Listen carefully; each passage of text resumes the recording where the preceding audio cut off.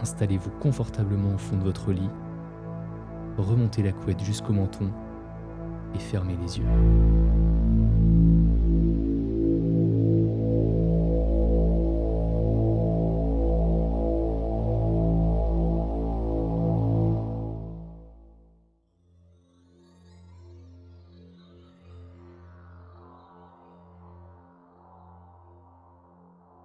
Ne va pas dehors. Ignore tous les appels à l'aide, même s'ils semblent humains. Le père d'Alex ouvrit ensuite la porte de la cave et s'arrêta pour regarder sa fille. Et ferme cette porte derrière moi. La porte se referma violemment. Alex la verrouilla, descendit les escaliers et se tint seul dans l'obscurité. Le clair de lune brillait à travers le pas de la porte. Le sous-sol était glacial. Elle regarda autour d'elle. Rien que de la camelote. Des jouets de son enfance, des meubles cassés que son père avait refusé de jeter, des piles de livres et des journaux et certaines vieilles possessions de ses grands-parents. Elle fouilla dans les parages et trouva le fauteuil inclinable de son grand-père. Bon, au moins, j'ai un endroit où m'asseoir, pensa-t-elle. Alex retira le vieux vélo qui gênait le passage et poussa la chaise vers le milieu de la pièce. Elle fouilla ensuite un sac qui avait appartenu à sa grand-mère. À l'intérieur se trouvait une collection de figurines en porcelaine, des aiguilles à tricoter et un miroir de poche. Alex le ramassa, essuya de la saleté et regarda son reflet. Derrière son épaule droite, elle aperçut une couverture et des coussins cachés sous un vieil album photo. Il ne sentait pas bon et était couvert de poussière, comme tous les objets ici. Mais c'était mieux que de rester assis dans le froid. Elle s'assit sur le fauteuil, enroula la couverture autour d'elle et essaya de dormir. Alex fut réveillée par quelque chose qui frappait contre la porte. Elle remonta sa couverture jusqu'au menton et s'assit, immobile. Les coups s'arrêtèrent. Alors qu'elle commença à se calmer, elle entendit ensuite des petits tapotements. C'est peut-être juste le vent, se dit-elle. Puis un autre coup, beaucoup plus fort que le premier. Il y avait maintenant un nœud au creux de l'estomac d'Alex. Elle essayait encore et encore de se rassurer en se raccrochant à l'idée que c'était le vent, mais la peur finit par prendre le dessus, et elle se cacha derrière un meuble dans un coin de la pièce. Les yeux d'Alex s'écarquillèrent. Elle se cacha encore plus derrière le placard. Bonjour. Est-ce qu'il y a quelqu'un? S'il vous plaît. J'ai vraiment besoin d'un endroit où me cacher. La voix était faible. Alex pouvait à peine l'entendre. Puis les coups sur la porte retentirent encore de plus belle. S'il vous plaît. Si quelqu'un est ici, j'ai besoin d'aide. L'esprit d'Alex cogitait. Qui est cette personne? Pourquoi a-t-elle besoin d'aide? Est-ce que je dois la laisser rentrer? Les avertissements de son père résonnaient dans son esprit. Même s'il semble humain, qu'est-ce qu'il voulait dire par là? Alex remarqua que le clair de lune brillait toujours à travers le pas de la porte. Peut-être que si je me rapprochais suffisamment, je pourrais voir qui c'est, pensa-t-elle. Elle marcha lentement au milieu de la pièce, devant la chaise et vers les escaliers. Alex était tellement concentré sur la porte qu'elle trébucha sur une pile de livres et s'écrasa au sol, renversant le vélo et une pile de journaux. Bonjour. Est-ce qu'il y a quelqu'un? J'entends quelqu'un bouger à l'intérieur. S'il vous plaît, vous devez me laisser entrer. La voix était beaucoup plus claire maintenant, mais elle avait quelque chose de particulier. Elle semblait froide et sans émotion, ni homme ni femme, ni jeune ni vieille. Alex se déplaça au bas des escaliers et a finalement rassemblé son courage pour parler. Bonjour? S'il te plaît. Oui, bonjour. Tu dois m'aider. Tu peux me laisser entrer? Alex ne savait pas quoi faire. La voix était désespérée, mais l'avertissement de son père était très clair dans son esprit. Elle était trop nerveuse pour s'approcher encore plus. Oui, je suis là, mais je vais pas vous ouvrir la porte. Quoi, mais pourquoi? Il y a quelque chose d'horrible qui rôde dehors. Si tu me laisses pas entrer, il va me rattraper. Je suis en grand danger. S'il te plaît, ouvre la porte. Vite! Alex sentit un sentiment de terreur à la submerger. Que voulez-vous dire par quelque chose d'horrible? Qui êtes-vous? Écoute, c'est vraiment pas le moment. Je suis en danger. Pourquoi tu me laisses pas entrer? Tu vas pas m'aider? Non, je vais pas vous aider. Quoi? Pourquoi? Parce que mon père m'a mis en garde et m'a dit de n'ouvrir la porte à personne. Mais ça a aucun sens. S'il te plaît, laisse-moi entrer. Les coups sur la porte recommencèrent. Qu'est-ce qu'il y a dehors? Pourquoi êtes-vous en danger? Ouvre cette foutue porte maintenant! Les coups se sont arrêtés et les petits tapotements ont recommencé. Alex avait tellement peur qu'elle ne pouvait plus parler. Et elle ne savait pas ce qu'elle aurait dit si elle avait pu. Elle ne voulait plus contrarier la personne qui était à l'extérieur. On aurait dit qu'elle était furieuse. Puis elle eut une idée. Si je monte les escaliers vers la porte et que je m'accroupis, je pourrais regarder en dessous, et peut-être que je pourrais voir la personne à l'extérieur et à quoi elle ressemble. Elle monta les escaliers tranquillement et s'accroupit le long de la porte alors que les coups s'arrêtaient. Elle attendit un moment, puis se coucha pour regarder. Il n'y avait rien. Tout ce qu'elle pouvait voir, c'était le jardin. Elle poussa un soupir de soulagement. Peut-être qu'il était parti. Elle se retourna pour descendre les escaliers quand il y eut un autre grand bruit contre la porte. Alex sursauta de peur et dut saisir la balustrade pour ne pas tomber. Je t'en supplie, laisse-moi entrer. Les coups reprirent encore plus fort. Alex s'accroupit pour regarder à nouveau à l'extérieur. Elle ne voyait toujours rien. Pas de pieds, pas de jambes, non, rien. Elle ne vit personne sous la porte. Mais quelqu'un cognait furieusement contre elle et la suppliait de la laisser entrer. Alex combattait l'envie de pleurer. Je t'en prie, je sais que t'es là. Je suis en terrible danger. Comment tu peux rester assis là sans rien faire? Alex faisait face à la porte et essayait de retrouver son calme. Puis elle eut une nouvelle idée. Alors que la voix continuait de demander de l'aide, elle descendit les escaliers et ouvrit le vieux coffre de sa grand-mère. Elle attrapa le miroir de poche et retourna à la porte. S'il te plaît, s'il te plaît, s'il te plaît! Supplia la voix tandis que les coups continuaient. Alex s'allongea à plein ventre et poussa nerveusement le miroir sous la porte. Elle l'inclina et le fit glisser en essayant de voir autant que possible. Mais en vain. Alex ne voyait personne. Le rythme de sa respiration s'accéléra et elle commença à sentir une oppression dans sa poitrine. « Je n'ouvre pas cette porte! Avant de partir, mon père m'a averti de n'ouvrir à personne. Je sais pas qui vous êtes et je sais pas pourquoi vous êtes ici. Vous me criez dessus pour me dire que vous avez besoin d'aide, que vous êtes en danger, mais vous m'expliquez pas pourquoi. Mais je t'ai dit... Il y a... Et en plus de ça, je ne peux pas vous voir sous cette foutue porte. Vous vous cachez quelque part. Je peux voir le jardin à travers la fente sous la porte avec mon miroir, mais je peux pas vous voir. Si vous voulez juste de l'aide, alors pourquoi vous cachez-vous » Elle tira le miroir en arrière et se leva. La voix se mit à rire. C'est malin de garder la porte fermée. Ton père avait raison de te prévenir. La voix était plus calme cette fois. C'était presque un murmure. Que voulez-vous dire ? Qui êtes-vous ? Je ne mentais pas auparavant. Il y a bien quelque chose d'horrible dehors. Vous êtes juste un psychopathe qui essaye de me faire peur. Oh, vraiment ? Repose ton miroir et regarde de nouveau. À contre-cœur, Alex s'accroupit et regarda à nouveau à travers la fente. Rien. Sa main tremblait. Vous vous cachez toujours. Pourquoi vous... Plus près. Dit doucement la voix. Alex s'allongea tout près de la porte, s'efforçant de voir autant qu'elle le pouvait dans le miroir. Elle pouvait à peine garder son emprise. Tu y es presque. S'arrêtant un instant, Alex prit une profonde inspiration et pressa sa tête le plus près possible de la porte. Puis, sonnant comme si elle n'était qu'à quelques centimètres devant elle, la voix chuchota. Bonjour. Alex hurla de peur alors que le miroir lui avait été arraché des mains. La voix se mit à rire, et les coups sur la porte reprirent. Plus vite, et avec plus de force que jamais. Alex redescendit les escaliers. Elle s'accroupit derrière la chaise, fixa la porte et fondit en larmes. Les coups se faisaient de plus en plus forts. On aurait dit que la porte de la cave pouvait se briser à tout moment. « Mais qui êtes-vous » Les coups s'arrêtèrent. Quelle différence ça fait ? Tu sais que je suis ici, et tu sais aussi que tu ne me laisseras pas entrer. La voix semblait amusée.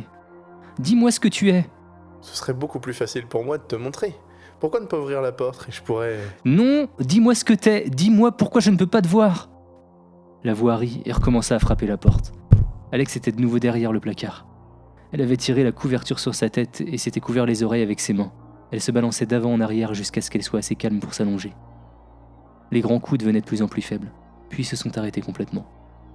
Alex resta immobile pendant ce qui semblait être 10 minutes, ou peut-être des heures, en silence, ne sachant pas très bien s'il était éveillé ou endormi. Il y eut un autre coup à la porte, moins violent qu'avant. « Alex ? Alex, tu es là ?» C'était la voix de son père. Elle glissa sa tête hors de l'armoire, regarda la porte.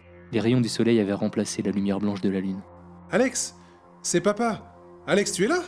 S'il te plaît, dis-moi que tout va bien. » Elle se releva puis regarda les escaliers. Sous la porte, elle pouvait voir l'ombre de son père debout à l'extérieur. Alex poussa un soupir de soulagement et monta les escaliers. « Papa, t'étais où ? Il y avait quelque chose dehors qui essayait de me faire ouvrir la porte. » Alex chéri, Dieu merci, tu es en sécurité. Viens ouvrir la porte, on doit partir d'ici maintenant. Elle ouvrit la serrure et franchit la porte, prête à embrasser son père. Elle poussa un cri de soulagement. « Papa, je... » Alex regarda autour d'elle avec confusion. Son père n'était pas là. Le jardin était vide. « Papa ? Papa ?» Terrorisée, elle rentra le plus rapidement possible dans la cave pour fermer la porte et verrouiller la serrure. Elle redescendit l'escalier et resta debout, tremblante au milieu de la pièce. Elle regarda frénétiquement autour d'elle pour s'assurer qu'elle était bien seule. Quelques livres tombèrent de la pile juste devant elle, ce qui la fit sursauter. Juste quelques livres, pensa-t-elle. Puis elle essaya de reprendre son souffle. Sentant un sentiment de malaise, Alex retourna derrière le placard et passa la couverture sur sa tête. Puis elle entendit un chuchotement joyeux. « C'est très gentil de ta part de me laisser entrer. »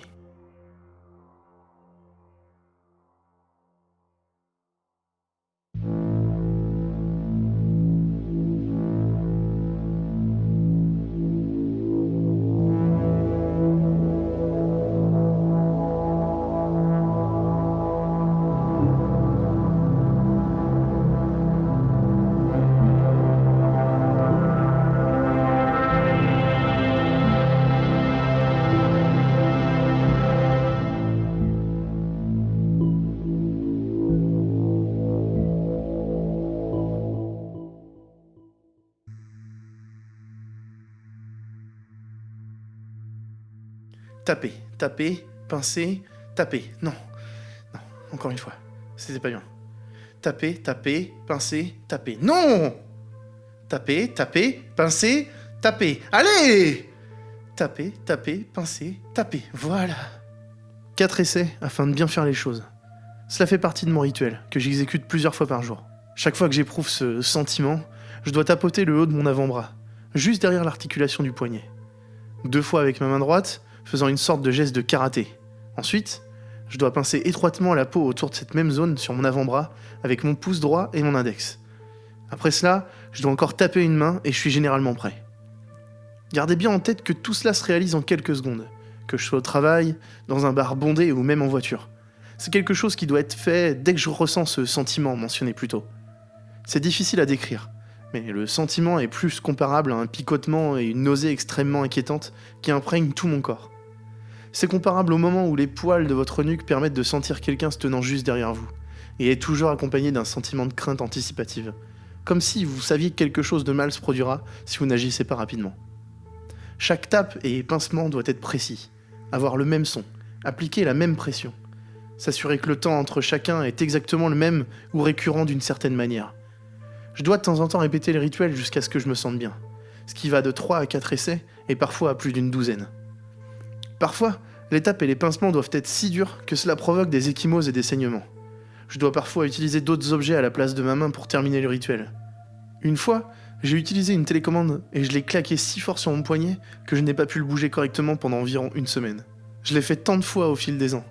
Sentir le moment venu est devenu instinctif. C'est ce sentiment de soulagement après chaque tapotement ou pincement, comme l'élan acquis en effectuant une combinaison de mouvements dans un jeu vidéo de combat. La tension et la peur se dissipent régulièrement et sont remplacées par ce sentiment de soulagement d'avoir un poids énorme levé de vos épaules.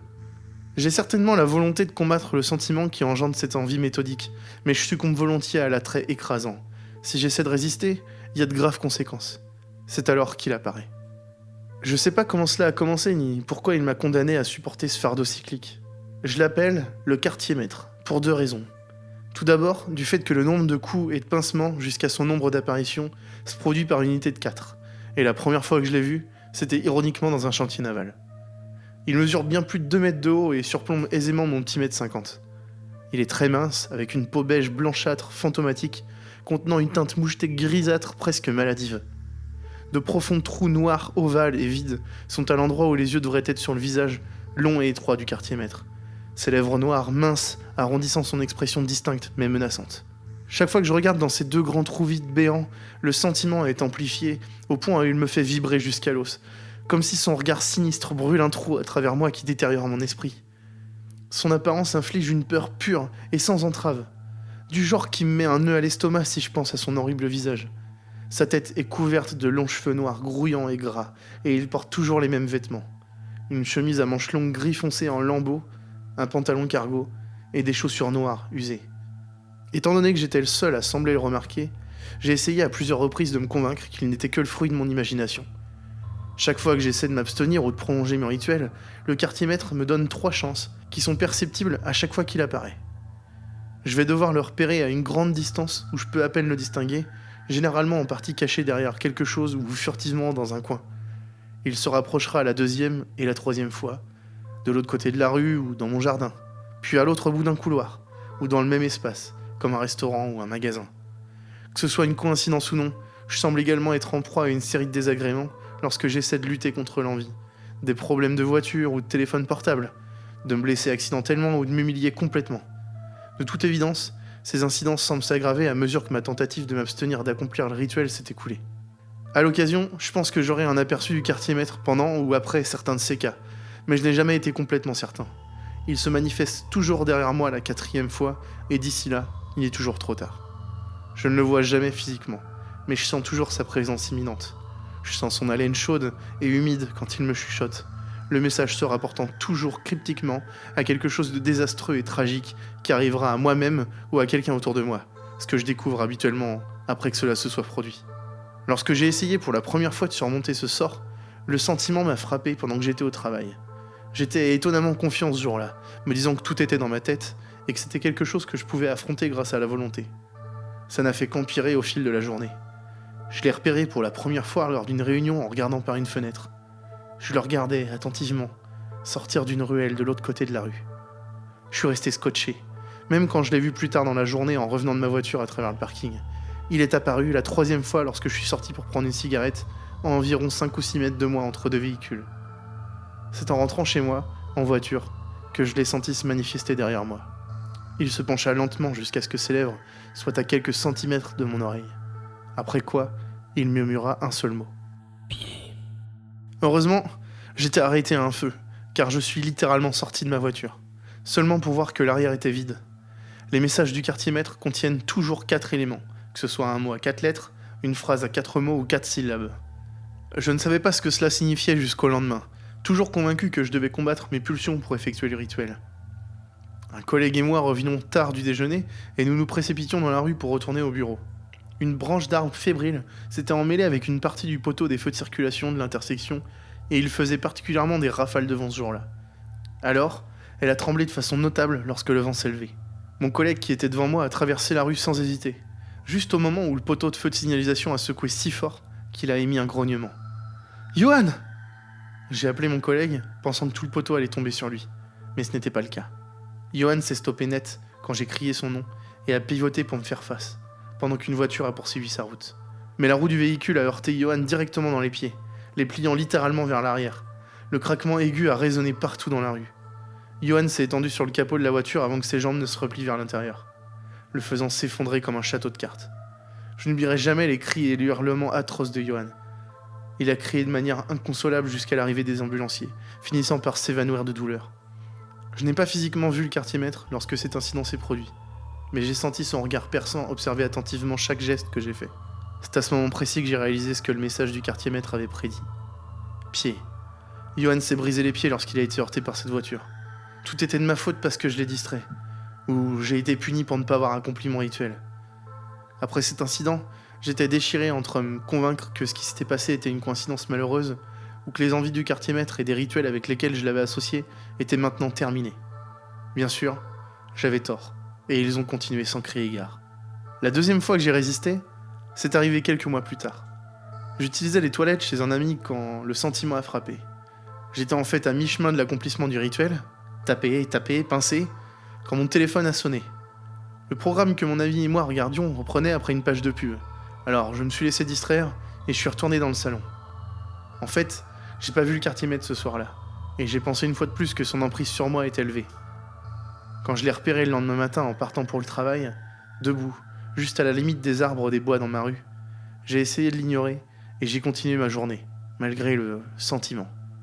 Seulement, en arrivant au travail, je me suis figé quand j'ai vu le quartier-maître se tenir devant l'entrée principale de mon immeuble, me fixant, tandis que d'autres entraient et sortaient. Quiconque dans les environs ne faisait pas attention à lui, même s'il marchait à quelques centimètres de lui. Pourquoi quelqu'un d'autre ne le voit-il pas ? Je suis vraiment le seul, obligé de supporter ce processus tortueux qu'il orchestre et subir les conséquences désastreuses en cas de désobéissance aux règles tordues de son jeu. J'ai interrompu le travail et j'ai passé une grande partie de cette journée à me demander si le quartier-maître était une entité malveillante réelle ou une manifestation visuelle dérivée de mon subconscient. L'envie du sentiment était si forte ce jour-là qu'elle m'a rendu physiquement malade. Néanmoins, j'ai refusé d'y céder. Après être revenu de vomir dans la salle de bain, je l'ai vu une 3e fois, debout, dans mon salon. Il n'est jamais venu chez moi avant. Après quoi, j'ai crié et j'ai claqué la porte d'entrée. Aveuglé par la panique, je voulais m'éloigner le plus possible de lui.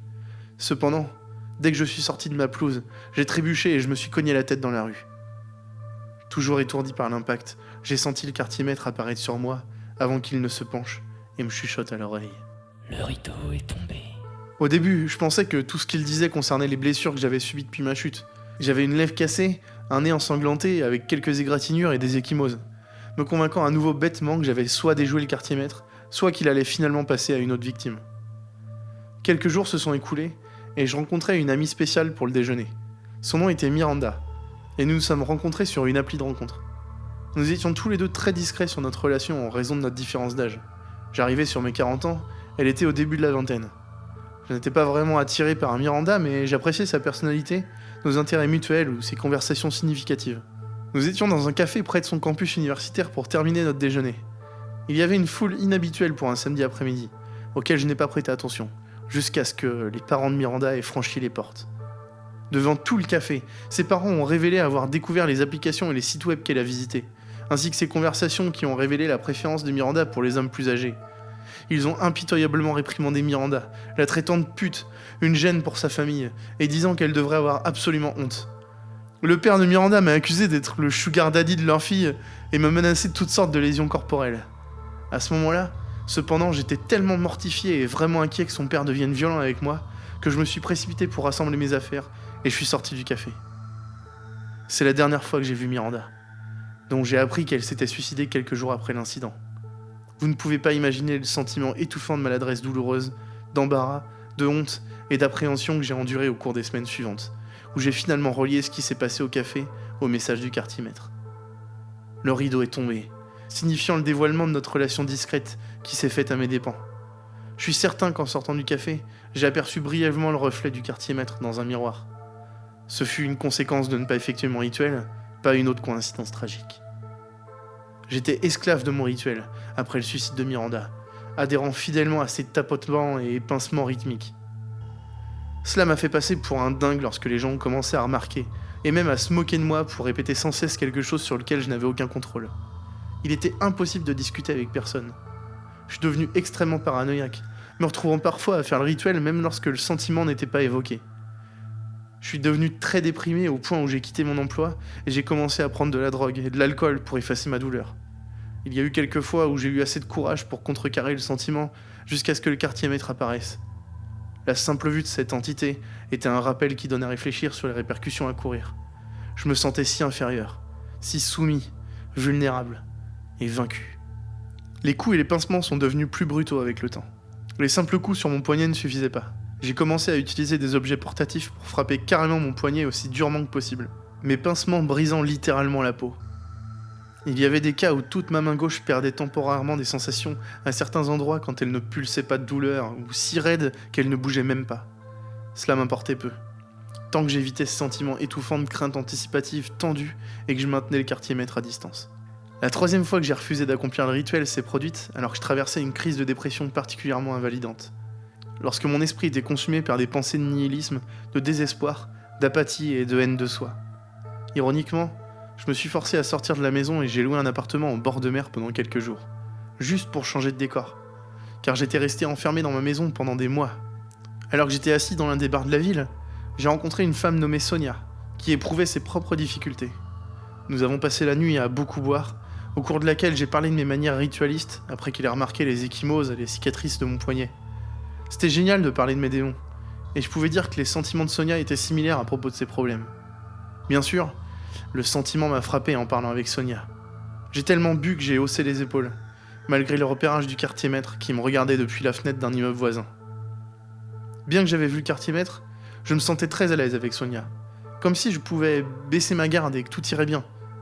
Sonia m'a demandé si je voulais venir dans son appart pour un dernier verre, et j'ai volontairement accepté. Même en apercevant le quartier-maître pendant que nous étions dans l'ascenseur, alors que les portes se fermaient, j'ai haussé les épaules de consternation. Je voulais lui demander si elle le voyait aussi, mais je m'abstins quand je sentis sa main glisser dans la mienne, celle attachée au poignet que je battais sans cesse, tout en répondant à mon rituel obsessionnel. Je me souviens avoir brièvement aperçu le quartier-maître pendant que nous marchions vers l'appartement de Sonia.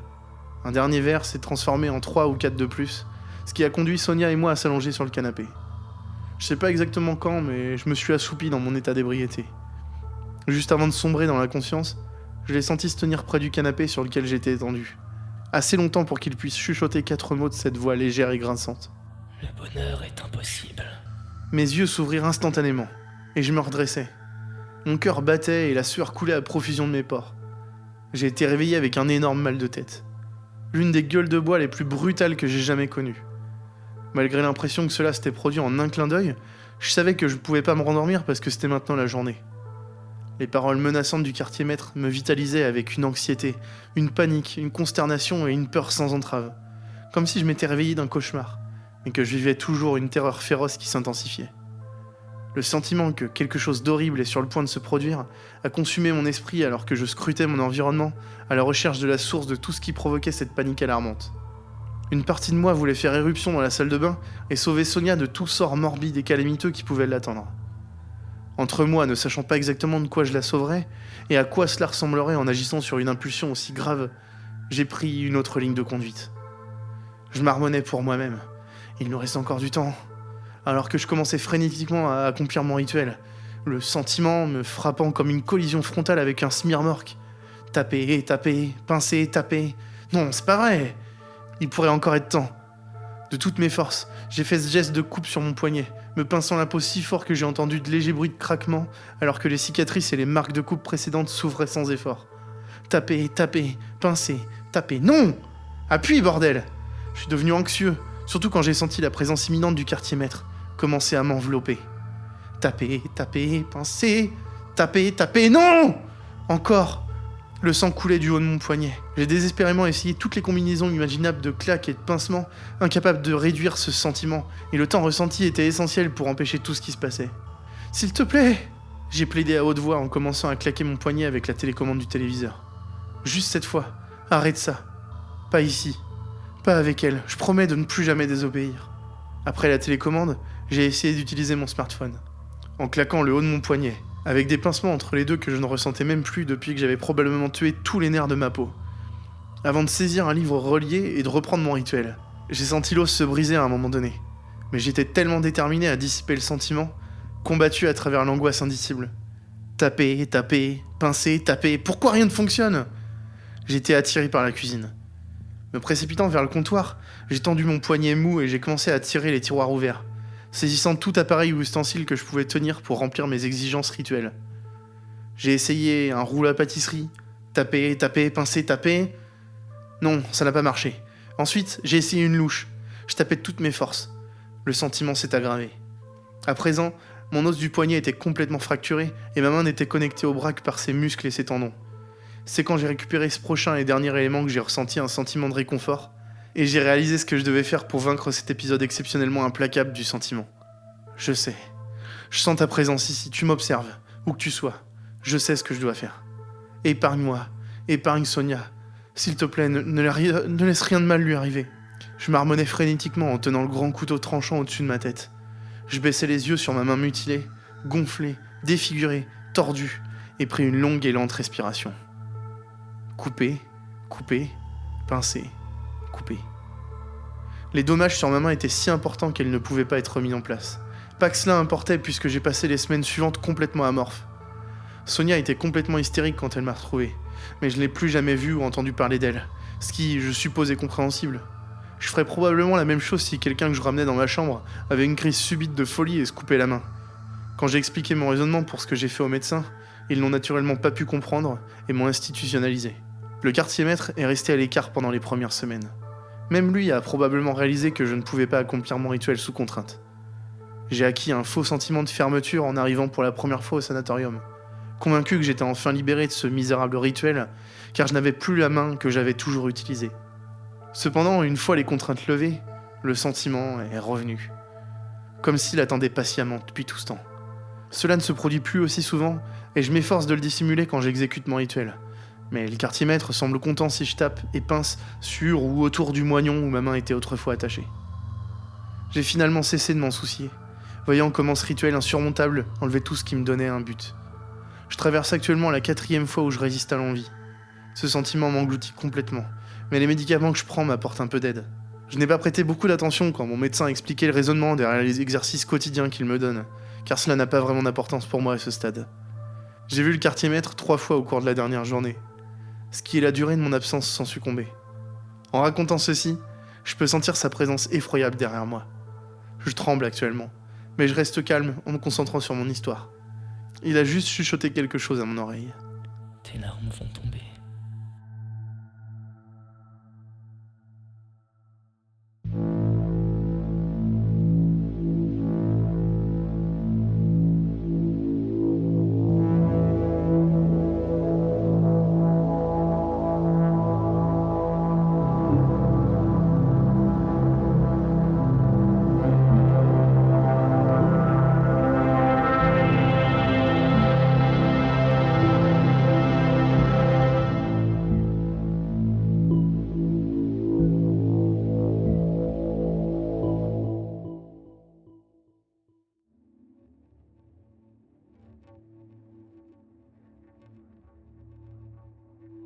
Si vous voyez une pub de la part du site lesfilleschaudesdetaregion.com, appelez immédiatement la police. Je sais, ça peut sembler un peu ridicule, mais je suis très sérieux. Il y a pas si longtemps, j'étais encore un mec normal. J'allais au sport et je traînais avec ma copine Anna. En règle générale, je m'amusais pas mal. Je m'imaginais pas finir, 1 an plus tard, devant mon ordi, à manger de la junk food pas chère et à gâcher ma vie chaque jour un peu plus. On dit que les séparations changent les gens, mais Anna, qui était partie pour un autre homme, ça m'avait complètement dévasté. Je me sentais juste l'ombre de l'homme que j'étais avant. La semaine dernière, je surfais sur certains sites, et soudain une pub a attrapé mon regard. Elle ressemblait à la fameuse pub « Trouve des célibataires dans ta région », avec une femme qui pose sensuellement. Mais je connaissais cette fille, ses cheveux bruns et ondulés, la légère pente de son nez et ses yeux verts étincelants.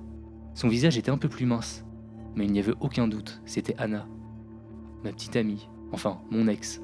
Je me suis rappelé que j'ai rigolé de cette ironie. Après 1 année sans contact, je pouvais la revoir, ici, sur ce qui semblait être une fausse pub. Sans hésiter, j'ai cliqué sur le lien.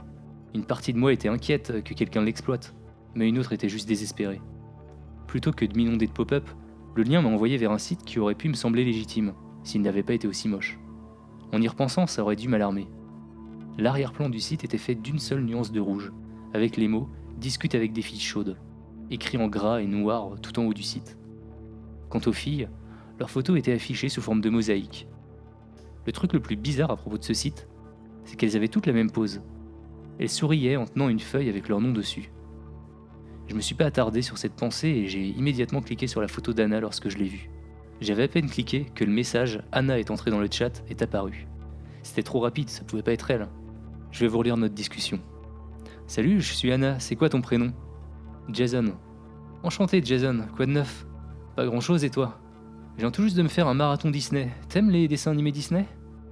Mon cœur se mit à battre très vite quand j'ai lu ce message. Anna était une très grande fan des Disney. C'est juste par nostalgie, me disait-elle à chaque fois qu'elle en regardait un, en se blottissant contre moi sur le canapé. La petite sirène est plutôt cool. Oh mon dieu, c'est mon préféré. C'était tout ce qu'il fallait pour me confirmer que la Anna du site, c'était bien ma Anna. Elle était du genre à écrire en majuscule et à dire oh mon dieu, et puis surtout, la petite sirène était bien son dessin animé préféré. En y repensant, j'aurais dû être plus prudent. J'espère que tu as aimé le regarder. Pourquoi t'es sur ce site à Anna ? Je me sentais bien mieux en sachant que je parlais à Anna. Mais je me demandais toujours pourquoi elle était sur un tel site. Quand nous sortions ensemble, elle avait un emploi stable en tant que directrice des ventes. T'es bien là juste pour parler, non ? Ne me demande pas ça. J'ai été choqué par ce changement soudain de comportement. Mais, étant un idiot déprimé, j'ai laissé couler et j'ai continué à parler d'autres sujets avec elle. Durant les jours suivants, j'ai passé tout mon temps sur le site à discuter avec Anna. Je n'ai jamais réfléchi au fait qu'elle semblait jamais avoir d'autres clients ou qu'il n'y avait aucun moyen pour le site web de gagner de l'argent, pas même avec des adhésions ou des publicités. Anna me faisait sentir comme le moi d'il y a 1 an. Je réalise maintenant comme ça que ça sonne pathétique, mais j'étais de nouveau motivé à reprendre ma vie en main. Après avoir souhaité bonne nuit à Anna l'autre soir, j'ai décidé de regarder nos vieilles photos. Certaines étaient sur Facebook, alors je m'y suis connecté, après des mois d'isolation sociale. Des tonnes de messages de mes amis et de ma famille sont apparus. L'un d'entre eux était de John, le meilleur ami d'Anna, et il m'a fait froid dans le dos. Je sais ce que Anna t'a fait n'était pas correct, mais t'aurais quand même pu aller à l'enterrement. J'ai relu ce message plusieurs fois, ne sachant pas comment le comprendre. J'ai appelé John immédiatement, lui demandant ce qu'il voulait me dire par là. Comment tu pouvais pas savoir ? Ça fait des mois qu'il a disparu. Personne ne sait qui l'a tué, mais son corps a été retrouvé il y a 1 semaine. Je sentais bien la détresse dans la voix de John. J'ai raccroché pour me précipiter sur le site et sur la Anna avec qui j'avais discuté. Mais Anna était morte. J'ai cliqué sur le lien dans mes favoris et j'ai été accueilli par un message qui me disait que le site n'existait pas. J'ai essayé encore et encore de retrouver le site, mais en vain. J'ai même fait part de mon expérience aux autorités dans l'espoir de faciliter la recherche du meurtrier d'Anna. Mais ils m'ont dit que je délirais. C'est pourquoi je suis là ce soir. Je vous en supplie, si vous voyez une publicité du site lesfilleschaudesdetaregion.com, appelez tout de suite la police. Après tout, Anna n'était pas la seule fille présente sur le site.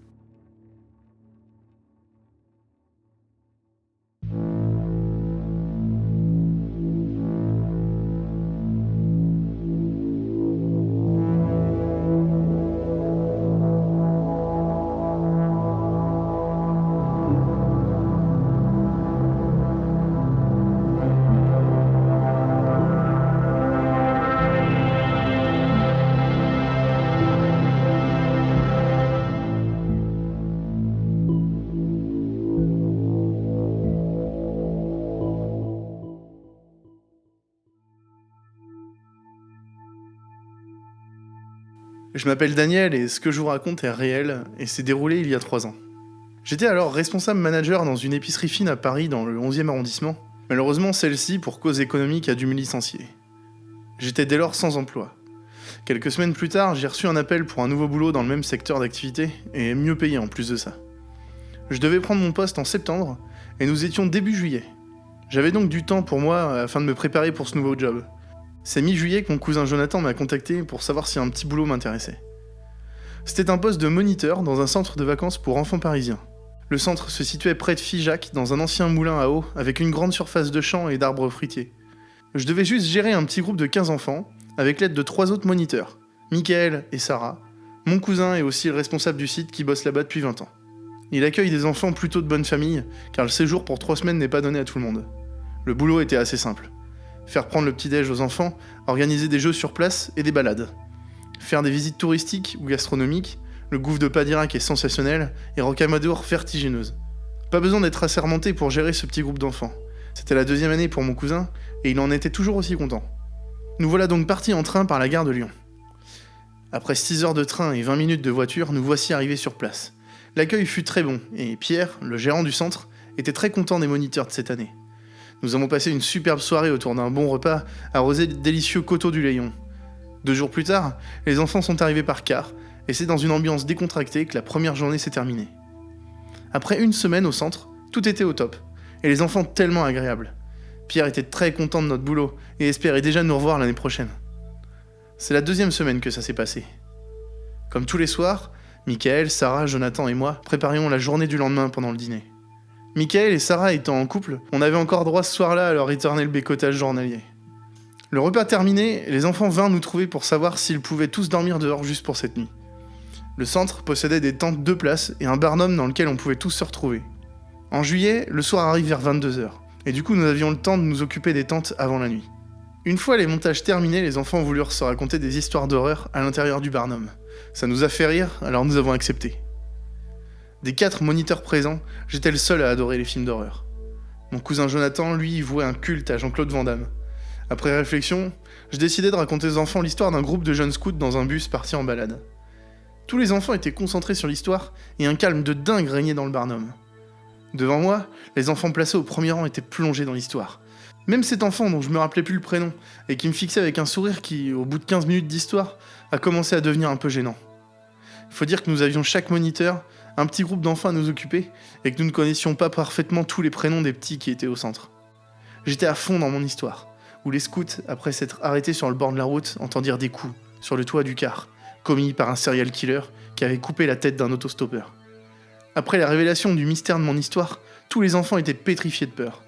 Tous, à part l'enfant qui me fixait avec son sourire toujours présent sur son petit visage potelé.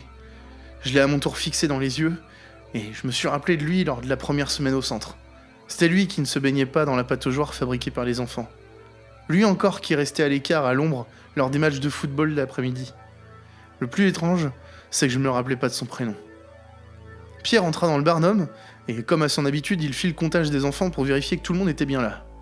Nous devions d'ailleurs tous le faire, tous les jours et à chaque nouvelle activité au centre.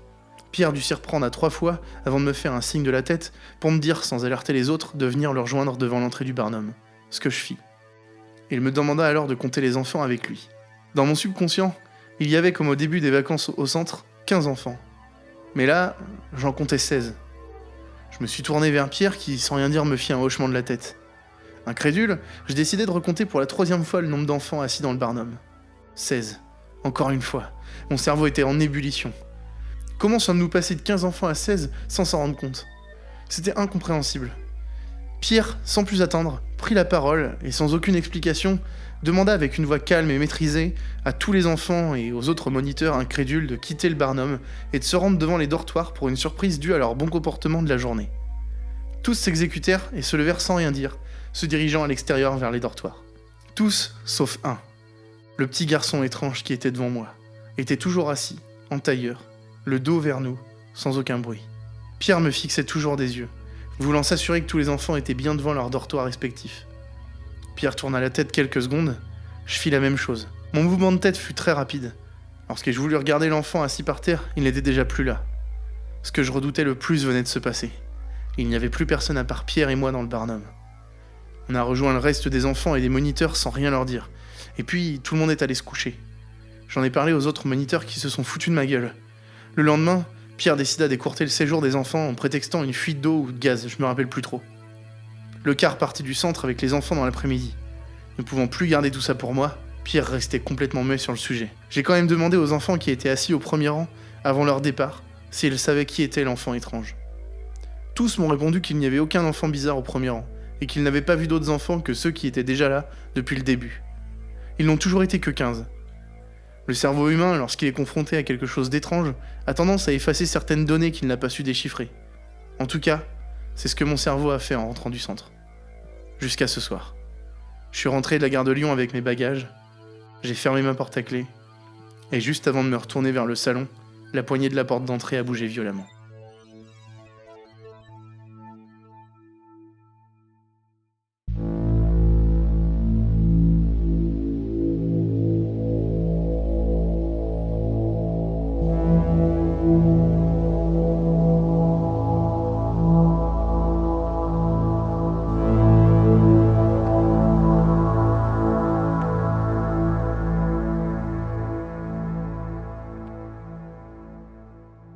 Bonsoir. Bonsoir. Encore un épisode qui se termine. Merci à tous de l'avoir écouté jusqu'au bout.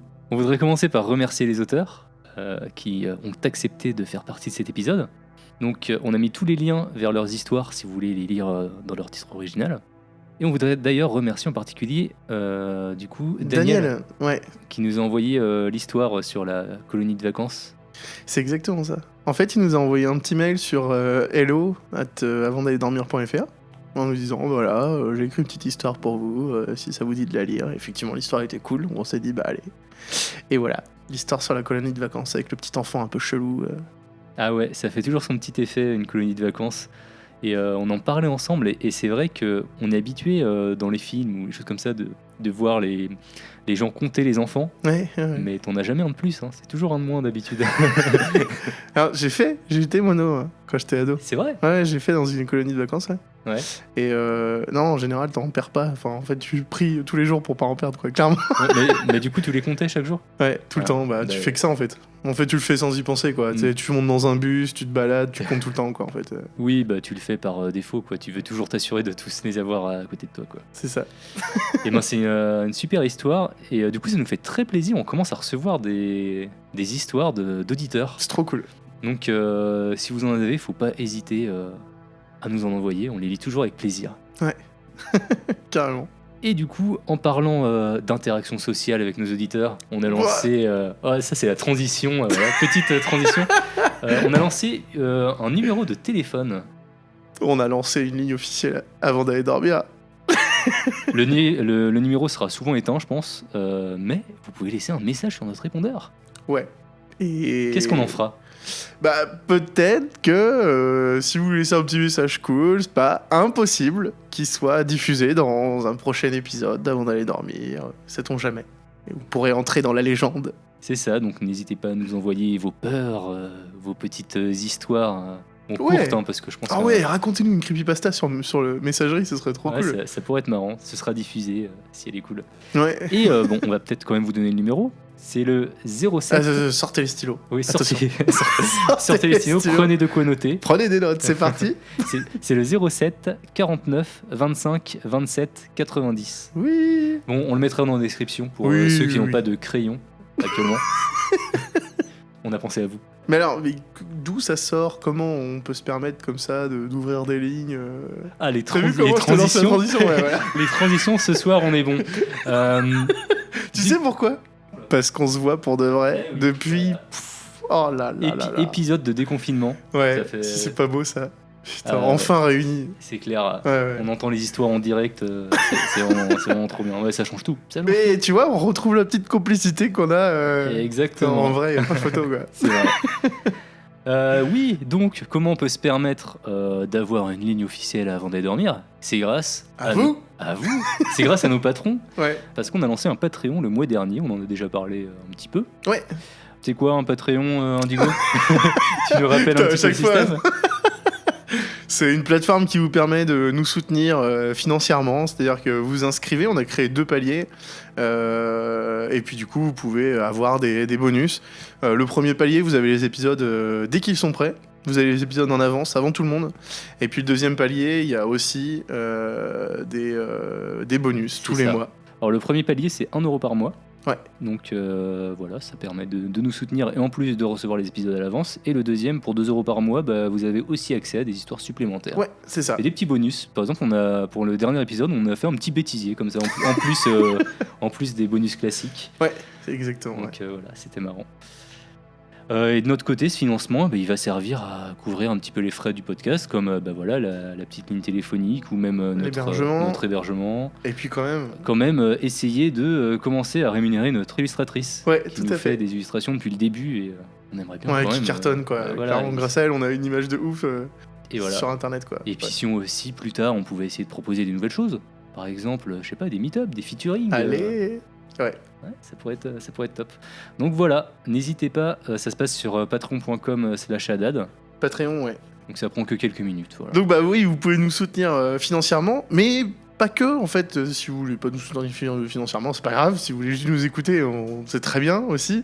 Mais vous avez aussi votre rôle à jouer. C'est-à-dire que vous pouvez parler du podcast autour de vous. Vous pouvez nous laisser des avis sympas sur vos applications de podcast.